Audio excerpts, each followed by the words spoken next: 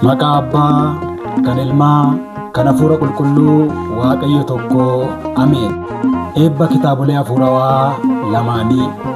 Barsiisa Daaqollammaa Hulluuqatiin kan qophaa'an kitaabileen lamaan barsiisa qulqulleettii mana kiristaanaa kan jedhuu fi milkaa'inaa fi sadarkaa kee kan jedhaman magaalaa Shaggaritti bulchiinsa magaalaa Burraayyuu galma kolleejjii hafuurawaa Tsaraa-Tsiyoon Taklaa Hayimaanotitti eebila guyyaa 26 bara 2017 sa'aatii 6 irraa jalqabee haala ho'aa ta'een bakkaayyoonni mana kiristaanaa, abbootiin luboonni akkasumas lallabdoonni wangeelaa fi faarfattoonni gurguddoon argamanitti haala ho'aa ta'een ni eebbifama.